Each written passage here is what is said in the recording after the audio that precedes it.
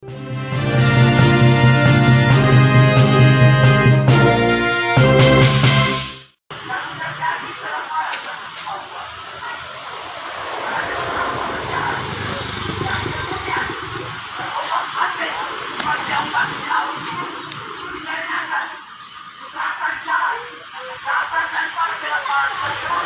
hari ini saya sedang berada di depan kantor Dinas Pekerjaan Kabupaten Jeneponto, Sulawesi Selatan, di mana di depan kantor ini telah berlangsung aksi demonstran dari fraksi aktivis mahasiswa Indonesia. Nah, seperti ini suasana di lokasi.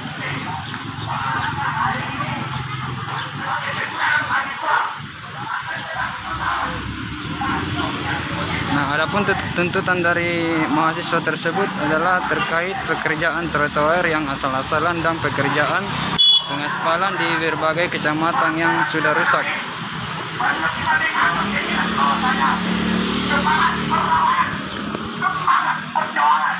Masih tertanam di dalam diri seorang mahasiswa, pemuda dan tertutup masyarakat Indonesia.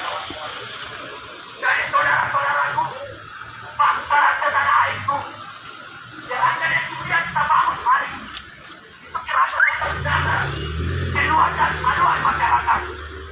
Maka dari itu, tak ada pun orang yang kemudian mampu mengintervensi masyarakat kita. Baik dari sektor manapun, dari semua manapun, tidak mampu mengintervensi masyarakat kita. Nah, ada yang mencoba-coba mengintervensi masyarakat kita.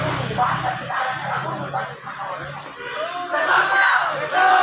Yang segerakan dan bagi pada masyarakat.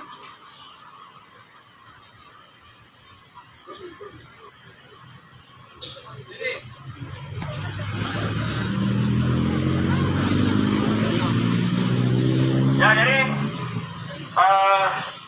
sudah ada respon baik dari Kepala Dinas PUPR, tapi kita sambil menunggu juga berapa kemudian teman-teman yang seluruh ya, 10 dan mungkin bisa di lapangan untuk menentukan bisa berdialog dengan Dinas PUPR yang sudah mendapatkan ya.